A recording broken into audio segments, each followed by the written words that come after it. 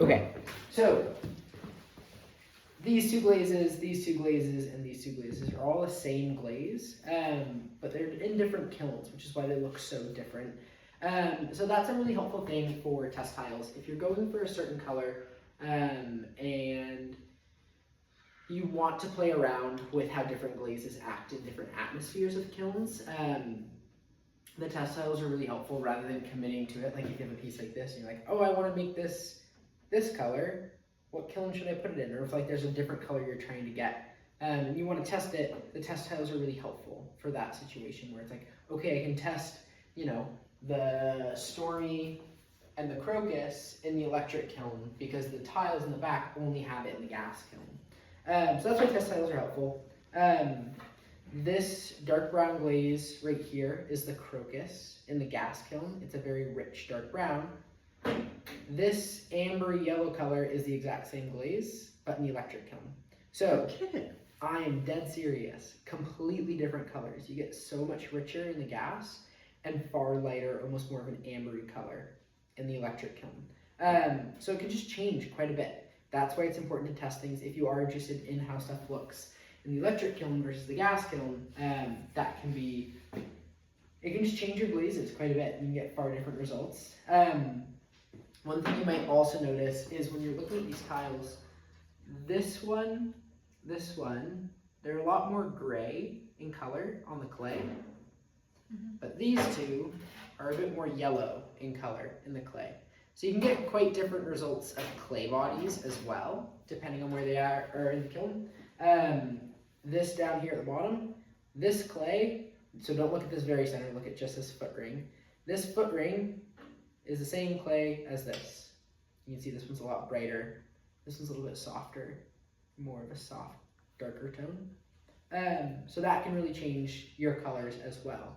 So the reason I point that out is this pot right here is completely raw on the bottom half. And so if you are thinking about, you know, when you're making pots and you're gonna dip in, you know, color on the inside and color halfway down, having a different color of clay down here can really change that contrast between it. If you want heavier contrast, you might pick a darker color and then fire it in the electric kiln to get this lighter color. If you want less of a contrast, you might pick an earthier color and then fire it in the gas to get that gray. So they're just things to think about as you are glazing, that colors and clay body can change quite a bit depending on what kiln they're in. So that's just something to think about. Anyone have questions on that? Perfect. Those two on the very end. These two? No, These two. those two. Both of them are electric? No, these are both gas. So this one was up at the very top of the gas kiln in the Panama section. This one was at the very bottom of the gas kiln. So the way that the gas kiln is set up, it's this big stack right here. The flames come in the bottom and get shot up to the top. And in that top, there's the most amount of reduction up there. And then as the flames start to find their way down, I guess, okay, so here, I'll explain how the gas kiln works and like what reduction is. So when we fire the gas kiln, it uses natural gas, it uses flames. What we end up doing is at like 1600 degrees, we start starving the kiln for oxygen. And those flames are coming in and they're super hungry. They want all that oxygen because they need oxygen to stay alive. And so as they go up, they're very hungry. They're taking all the oxygen molecules out of the glazes. And as they work their way down through the kiln, they've already been fed quite a bit by all the pots. And so they're not as hungry. So at the very top of the kiln, you have a lot of reduction. At the very bottom of the kiln, you'll have some reduction, but not a lot. And then in an electric kiln, you'll have no reduction. It is pure oxidation. And so I'll grab a pot really quick.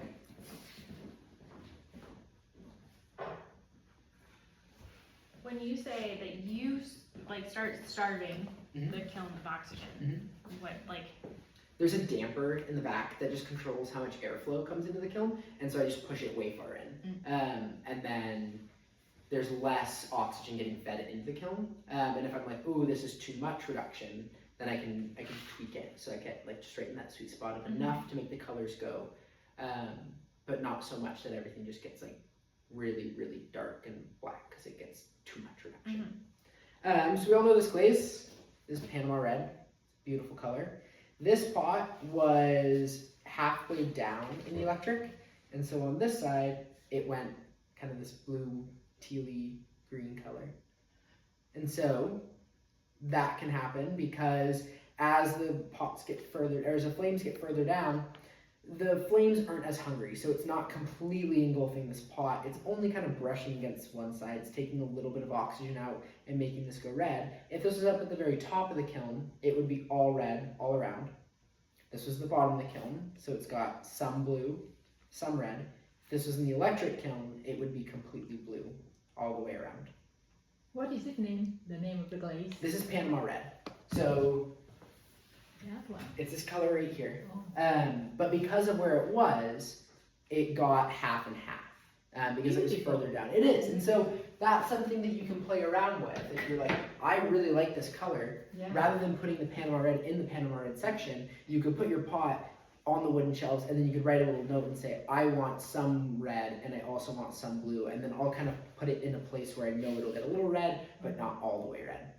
That So- only happened with that glaze. Yeah, I mean, you can get a similar effect with the blue-green. This will flash purple in the kiln, Yeah. but this is a lot more intense than this is. This kind of goes all over the place, where this goes much more intense. So pretty.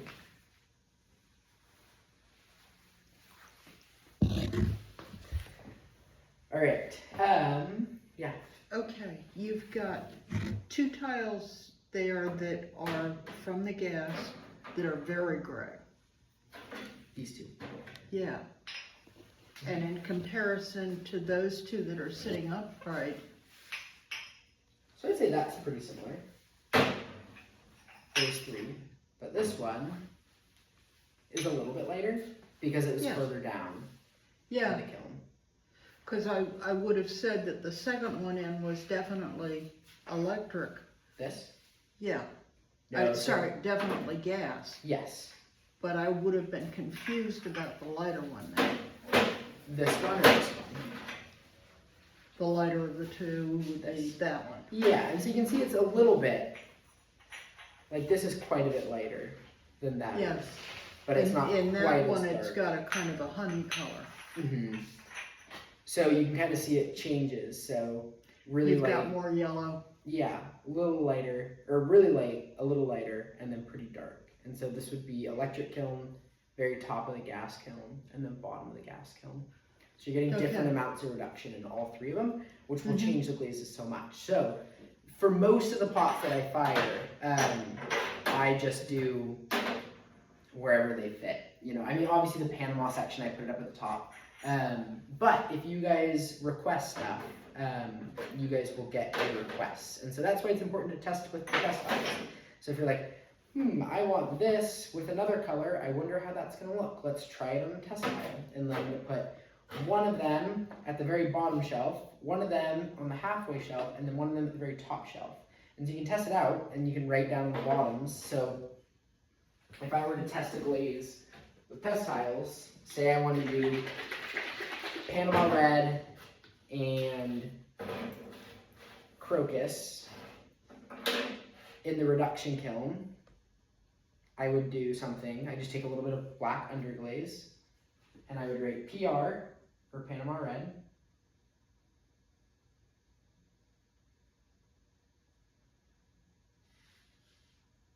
So maybe Panama red first, and then crocus. I might just do CROC, just as long as you can understand what it's saying. That's all that matters. So we got Panama red and then crocus. And then if I wanted it in the electric kiln, I could either write an E at the bottom, I could write OX. That OX stands for oxidation because there's lots of oxygen in the electric kiln. If you want it at the top of the gas kiln, you might do like a G for gas, and then a T for top. You could do an M for middle or a B for bottom. So let's do top. So like if I showed this to a random person on the street, they might be like, what the heck is this guy talking about? But in my mind, I'm reading Panama Red first, Crocus second, in the gas kiln, on the top shelf. And so it's, Okay. as long as you can read it yourself, like that's the most important thing. As long as you know what you're doing, the test titles only need to make sense to you. Some people will just write a number at the bottom, so they might do like A16, and they have a notebook, and in that notebook they write A16, and it is Panama Red first, Crocus second, in the gas kiln, on the top shelf, on whatever clay body it is, and do all these different detailed things. So it just depends on how detailed you want to get. If I'm just doing little glaze tests, I test them on this, or I test them like this. I just put some notes on the bottom, just so that when I go back, I'm like, was this Panama Red first, or was this Crocus first? I can kind of figure out just whatever makes the most sense for myself. So that's why it's important to have test tiles or little test bowls if you are curious on like, what if I want to try doing Crocus on top of a decoration? Like if I did Sgraffito like this, and I wanted this kind of honey ambery color, what if I tried that on top of my pot? It's good to test it on test tile, so you don't have to commit to it on your pot, because maybe this will make the underglaze get funky, or maybe it might cover the underglaze too much. I don't think it will. It looks like you can see through it pretty well, but it would just be worth a shot to do on test tile before you do it on your piece itself. So you could take a test tile, and you could write, okay, this is going to be Crocus, so I'm going to do C-R-O-C, and then on, black underglaze. So I might do B.U.G. and that would, in my mind, read black underglaze. And then I can put some black underglaze on there, dip it in the Crocus, and then fire it in the electric kiln and just see what it looks like. Okay, so that was kind of just talking about glazes, testing some stuff if you guys want to. Does anyone have questions on that? How about if we play with some wash on top of glaze? So we'll do that next week. We're going to talk about washes next week. You definitely can do washes today. These are all washes up here, Okay. and these are washes over here as well. So these washes have been tested. They're true. They work on the glazes. I have no idea about these. I found them in a box, and I was like, well, let's keep them and just see how they are. Some of them are definitely dried up. We can just have water and slake them down and add some more moisture to them. But you definitely can. You could take a test tile and you could dip it in like the matte white, and then you could write, okay, I'm gonna test on this bottom what this Florentine green looks like, what this dark spruce looks like, and what this peacock blue looks like. And you could write those three on the bottom, and then maybe do a stripe, stripe, and stripe, and see what the three look like together. But you can definitely play with those. We will talk about decorating with those more next week. But if you want to try them out today, you totally can. What difference between a wash and a stain? Nothing. Oh, They're the I same. see. Yep. Okay. There's just lots of different names for them. So some people call them washes, some people call them oxides, some people call them stains. Okay. They're all the same. And we can use them on top of the glaze, Mhm. right? Okay. Yes, they look, so if you do them under a glaze, you won't get as much of a reaction. If you do them on top of glaze, you'll get a lot more stuff going crazy. Like it'll get Are really, they runny? they can be. Oh. It all depends on the wash and what glaze they're on top of. So if you have like the clear glaze and you put a wash on top of it, most of the time not much happens. But on some glazes, a lot can run and get really wild, which is great for test tiles. Okay. Trying it out and seeing. And we've got samples of things on the side of the, Yep, so on all the sides of the tiles there are washes, and they'll show you what the washes do. So like not much is happening with these, but on some of them, let's see if any of these. And a combination between different glazes can make them run or Yep. wear or Yep. something? Or change color. Oh. There's some in the back. So this rutile right here, it's kind of a brownish wash. Yeah. But on some glazes it turns like a bright neon green. It's all just weird chemistry that I don't know. But like on the bone you can see this aqua wash runs more than it does on this blue green here. Yeah. So it's all just about the chemistry of what's going on between the glazes. there's a white Chino that we've got. Is that gas only? The cherry blossom chino, Yeah, you can do it in either. You just, Really? Yeah, you just won't get, it just looks like a clear, so chino glazes are glazes that when in combination with iron, they flash lots of different colors. So most of our clay that we use doesn't contain any iron in it. It's a stoneware, a white stoneware or a porcelain, and so you're not getting much reaction. The Idaho Buff has some iron in it, so it will flash a little bit, but most of the time you just won't get any reaction. It'll just look like a clear glaze. if I put an iron wash on top of the Sheena, It'd be great to test and see. It's worth a shot. Yeah, I don't know. I haven't tried it before, but you can definitely give it a shot and see if it does anything. I don't think it'll do anything in oxidation. I would try it in the gas. yeah. Cool. Heck yeah. Okay, I want to get into actually glazing pots. Are there questions about glazes themselves? How about if we dip them one coat with something and the second time we come back with another glaze? Mhm. Will we have to avoid something? Like two bad combination? Or something that we should be aware of? Not you. I mean, so sometimes it's mostly just color that people get particular with, and that's why the test tiles are important. So like this test tile right here, all the test tiles in the back will show one glaze on top of another glaze, Okay. and so usually nothing bad happens. It's usually just the color that people don't like. Okay. So that's the most important thing. Alright.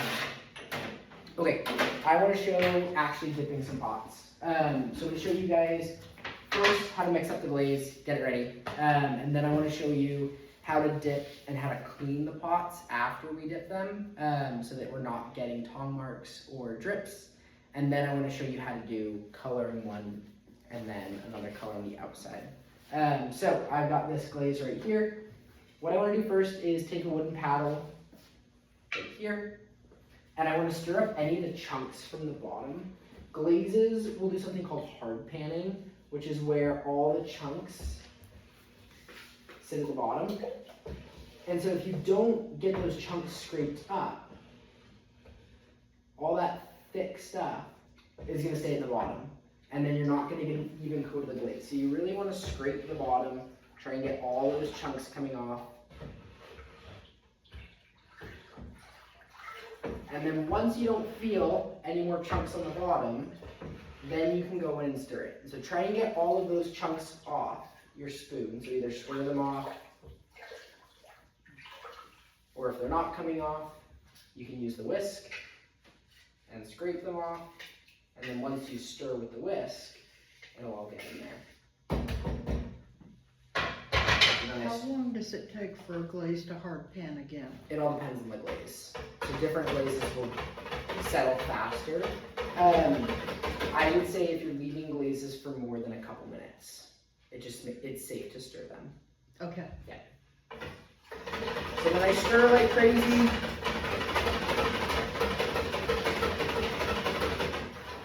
Make sure it looks like nice thick cream. Alright, and then the dip. So I'm going to take a pair of tongs. I have already wiped down my pots. They are ready to go. So I'm going to grab it. Some people will say that if you dunk your tongs in first and then grab your pot, it adds a little bit of glaze where those tongs are touching. I haven't noticed a difference, but that's what some people say. And then I dip it in on my normal 3-second count. So I go down on 1, hold on 2, back up on 3, and then I let it twist around. And the reason I let it twist is if I sit right here, all the wet glaze is going to run to one side. So when I move it, I'm going to get less, like over here it's a lot thicker. I can see a lot more drips, whereas over here, there's not quite as much. So, letting it sit, hanging out. I set it down on its butt so that I don't grab it. I notice that's a big problem people have, is they just grab their pots way too soon. And then you end up getting fingerprint marks, you get big gashes in it. So as long as you set it down and just leave it be for like a couple minutes, it usually is good to go.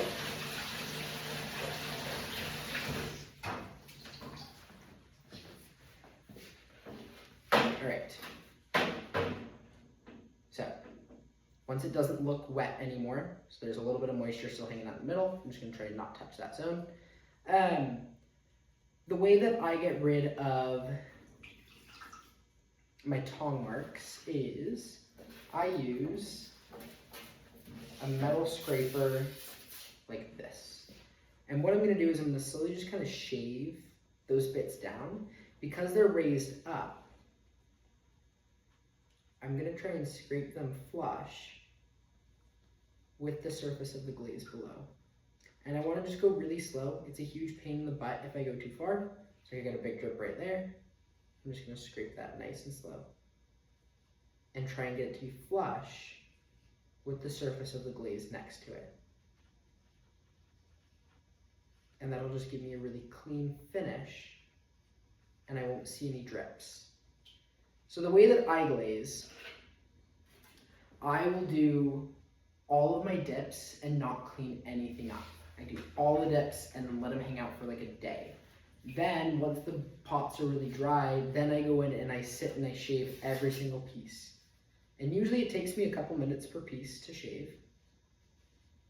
But I find I get into a groove with it and I'm a lot more efficient when I do it that way. If I dip a pot, clean it up, sit, make sure everything's perfect, and then go to my next one, I just find it takes longer. I almost make an assembly line for myself where I do every single piece the same. And then once I'm done with that task, then I'll go on to the next one. But I'm just sitting and shaving, try and get everything nice and smooth. Right now I have a little crater right there. So what I'm going to try and do is as I shave, I'm going to take some of that glaze. Let's see if I can get a little more. So as I'm shaving, I've got a little chunk of glaze right there on my tool. I'm going to try and take that and pack it in to that little crater. I'm just adding a little bit more.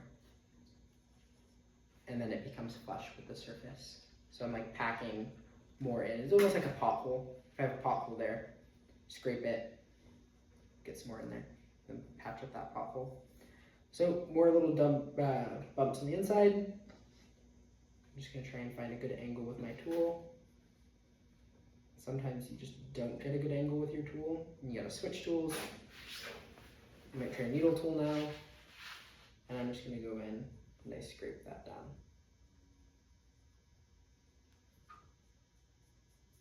Try and get all your dust in a bucket of water, just so we're not getting dust up in the air.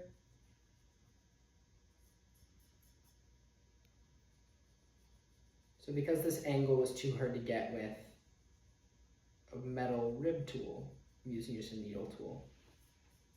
And that way I get it nice and flush. So you've already seen it taken a couple minutes. There's still a lot of drips going on. I could spend ages doing this, but I'm not going to. I want to save you guys some time. So scraping down those little bumps, so drips and dog marks can really make your pots go from looking like they're hand dipped to looking completely smooth and clean on the outside.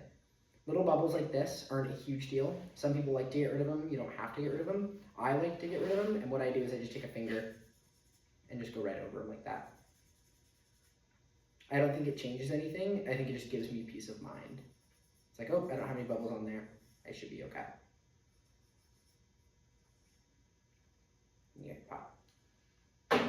Okay, I want to show you guys how to get glaze on the inside of a pot and then how to get glaze on the outside of a pot. And so, I want glaze on the inside of this. I'm going to take a pitcher, make sure it's nice and clean. I'm going to dunk into my bucket. And some people will fill like halfway up and then spin really fast. I find that never works for me. What I like to do is I fill it all the way up to the rim and then dump it out really quick. So I get a bucket of glaze, let it drip for a second. If you don't let it drip, it's gonna drip on the outside of your pot. And then I either have a sponge nearby, or I scrape the bottom on the side of the bucket. I don't wanna get it on the outside of my pot. I remember one thing from my chemistry class in high school, and it was commit to the pour. So, when you're doing this, commit to your pour. So as you go in, just commit to it. That way you don't get drips. I fill it all the way up to the rim. Let it sit there a second, and then really quick, flip over. Sometimes it makes a mess, but that's okay. Shake it out, let it drip. And then you get a nice clean coverage on the entire inside. What I end up doing then is I dip in the top a little bit. I find that I like my glazes to kind of bleed over the lip a little bit, rather than trying to get the clear, like so if I'm doing clear on this, rather than trying to get the clear right up to the rim, I would rather bring my inside glaze down a little bit, and then when I'm dipping the clear on the outside, just dip to that line. I just have a safer time doing that. So, I want you guys, yeah. So you don't dip, like you don't get clear on the inside? Mm-mm. Nope. Just on the outside.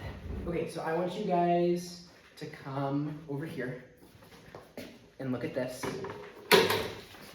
So when I dip my rim in, I like to keep it as level as I can. I don't want it to be all cattywampus like this. So what I look for is after I've dumped it, I wait for the glaze to settle, and I look for the surface tension on the surface of the glaze to tell me if I am level or not. So I'm gonna put this pot in, and I'll try and push it. I'm gonna make this side touch into the glaze first before this side. And so as I go down, if you watch the surface level of the glaze over there, you'll see a little kind of pucker.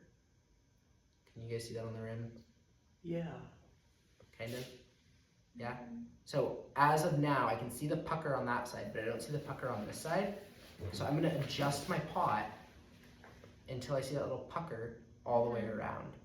And then I dip in just a little bit, give it a little spin, and then I pop it up. And then I usually get a somewhat even layer of glaze. So it's not perfect, but it's okay. Well, with the curve on that, it would be almost impossible to. Is that challenging? Just What? kidding. No. No, I'm just kidding. I'm just kidding. So then I like my top right now. Sometimes I miss a little bit in here, so I'm just gonna paintbrush and dunk in and touch up a little bald spot if I have it. But I got lucky with this one. I didn't have a bald spot. Then I wait for this to dry a day. So right now, you can see It's changed color. exactly. So this part in here and this part right next to the rim, you see how it's a darker peachy color than it is right here? That means that there's moisture soaking its way through the pot. And so it's not gonna give me a super even layer of glaze on my next coat because there's gonna be different thicknesses in my pot. There's different water contents of moisture. My rim is gonna stay wetter a lot longer than this bottom is down here. So I let this sit for a day. Just let it be. So then I'll do all of my insides. So when I'm glazing, I'll do all my insides and then go in and wait maybe 20 minutes and then clean up any little bits that I have to. So like any of these drips out here, I'll go in with a sponge and I'll wipe those down. Any little drips, I'll shave with a metal rib. I just want to get it nice and clean and let it dry for a long time so I get a nice even coat of glaze. And then just for the sake of demo, we're going to do this one on the outside. So cylinders are really nice for dipping on the outside because you can just stick your hand in and spread them apart. So I don't use tongs when I do my normal pots. If I'm doing a full cover of glaze, then I will use tongs. But because I do half and half, I don't ever use tongs. So what I would do is put my hand in here, spread it apart, and then dunk into the layer of glaze. Bowls are where it gets tricky. So right now, I can't really get my hand in there. I can kind of go like this and hold it, but that's also kind of sketchy. So really just figuring out whatever, and I'll make my pots intentionally so that if I'm making bowls, I really don't make low wide bowls like this. My bowls usually stick up a little bit more so that I can get inside and spread apart. You didn't put wax at the bottom. I know, I forgot. So with this one, it's gonna be kind of tricky.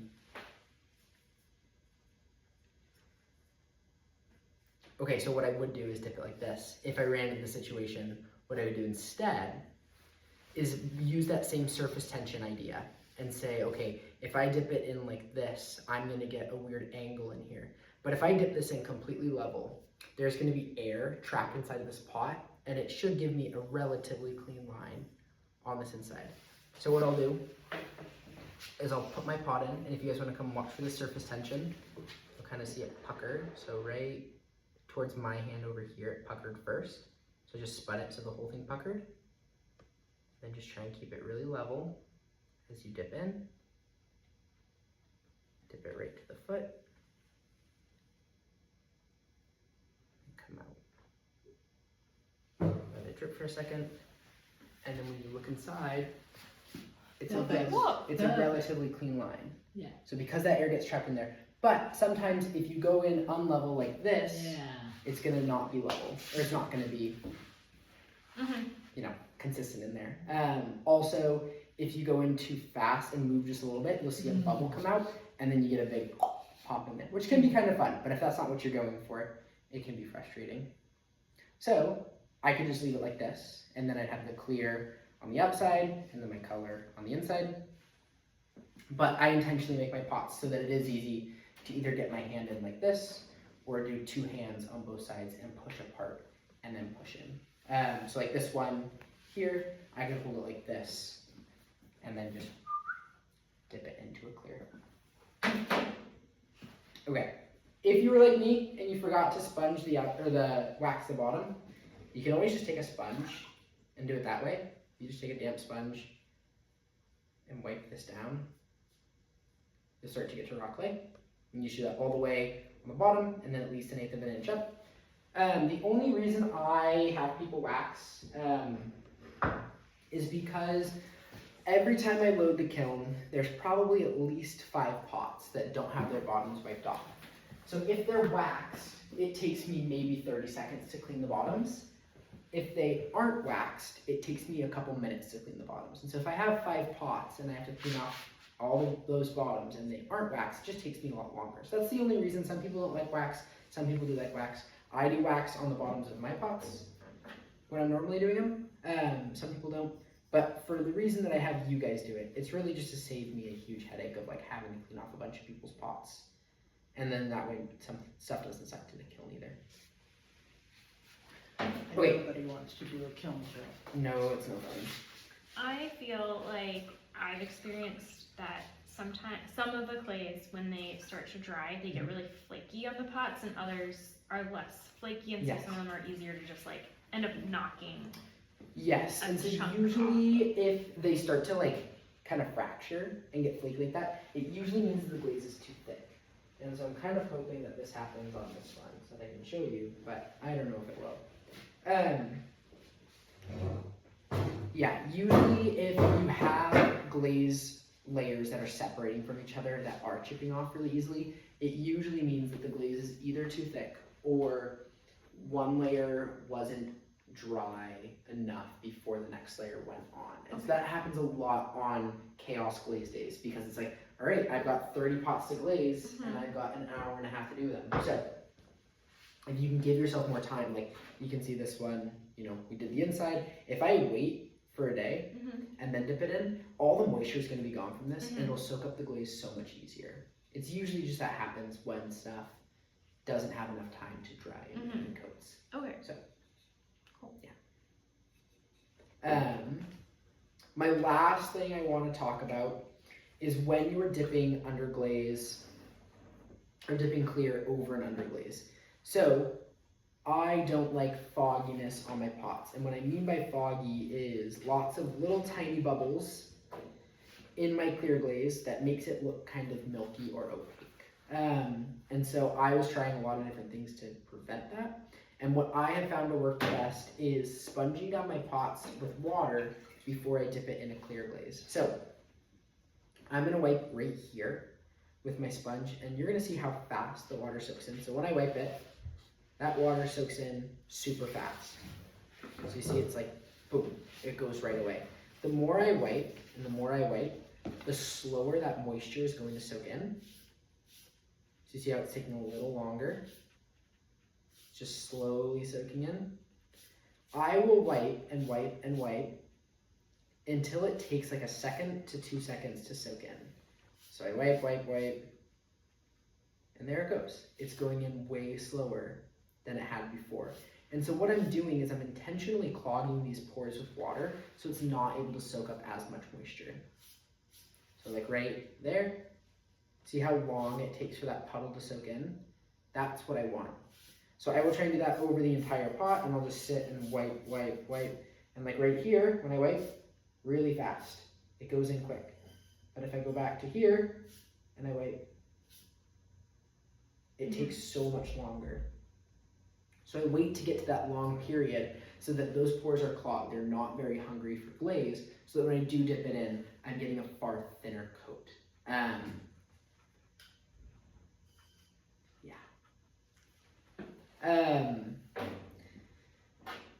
I guess we can talk about thickness of coats as well, just because we were talking about the thicker clear glaze.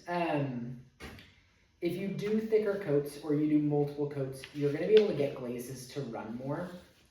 So this is the bone up on top of the crocus. The bone likes to play, it likes to run, and the crocus is a pretty stable glaze. It'll pretty much just hang out, but it's really glossy, so stuff can run over it really easily. So if you have a glossier glaze, like the crocus, the stormy, the opal, the blue-green, the sage, and the blue ice, those are a glass surface, so stuff is able to run down them easier. But they don't necessarily run all that much. Like the crocus doesn't really run. It creates a glossy surface, but it's not running down. But the opal and the bone, they like to run a lot. They like to move down the pot. They like to run down. And so, if you want really runny glazes, what I would try and do is pick a base coat of a glossy glaze so that it has a surface to run on. And then either the opal or the bone, you can hold it in for just an extra second or two. So like on this one, it was a full dip in the crocus, and then I think like a 5-second dip in the bone. Like they just put it in and then sat there for 5 seconds, and then took it out. So there's a bunch of glaze. It was only about to here that they glazed it. So just buckets of glaze up on this top half, and then it ran down about 1 inch because there was too much glaze up here and it wanted to run down that slippery surface. So that's something you can test with test tiles as well. You could dip the whole thing in a glossy base and then dip like halfway in that really runny glaze, you know, and test like, okay, I'm gonna do it for 3 seconds, and then this one I'm gonna do for 6 seconds, and this one I'm gonna do for 8 seconds, and see the variation between them, just to see how much run you can get. Only do it on the top halves of the tiles for that runny bit. If you do it all the way down to the bottom, or like this pot, if they would have done it all the way down to the bottom here, it would have just fused itself to the shelf because it would have ran down all the way. And I have cookies in the back. Cookies are little little clay pucks that we can put underneath of a pot, so that if any glaze does run, it sticks to the cookie and not the shelf itself. Okay, that was a lot of talking. I apologize. Does anyone have questions? I threw a lot of information at you guys. Can the ones from the bottom that are glossy was crocus, stormy, blue-green, sage, and blue ice? Yep, and the opal would be fine on the bottom as well. And the runnier ones, oh, the dove would also be okay. Any of the ones that are just a lot shinier. So like, when I look at these two comparatively, this catches the light a lot more. This one doesn't really catch the light. So this wouldn't be a great one to have as a base coat. So any of the ones that look shiny, yes. And the good ones for the top are the opal and the bone. Those like to run a lot. But test tiles are our friends. They'll tell us what runs and what doesn't. Okay. Have you ever used a big brush to put some crazy line on the second glaze? Yes. Yeah. We will talk about that next week. Oh, okay. Yes, but you definitely can. Instead of dip, I want to just use the brush to drizzle some Absolutely. And so I would do a base coat first. Yeah. So you have one clean, consistent coat. Mm-hmm. And then you can definitely take a paintbrush, and we'll talk about that next week with the Okay. washes, but like splattering glaze on, doing really gestural brush strokes with Okay. it. Sure. Good beans. I need to make some more pot. Yes, you guys should make more pots. So I was gonna say, next week we're gonna do a more in-depth glaze demo. So we're gonna talk about different Yeah. glazing techniques. This was just kind of the bread and the butter of glazes. Next week we'll get into croissants and scones. So next week is gonna be another demo, and then we'll have one more day of filling, one more day of trimming, and then our final day of glazing. So, you guys can still make stuff today. You guys can glaze today if you want. I'm gonna fire the gas kiln probably this weekend. So, if you guys do want to test any test tiles in the gas kiln, I would say get those at some point today. Or on Friday would be fine as well. But yeah, we still have lots of time to keep making, and keep playing with stuff. We'll talk about glaze techniques next week. Yeah. Cool. Alright. Thanks, you guys. Thank you.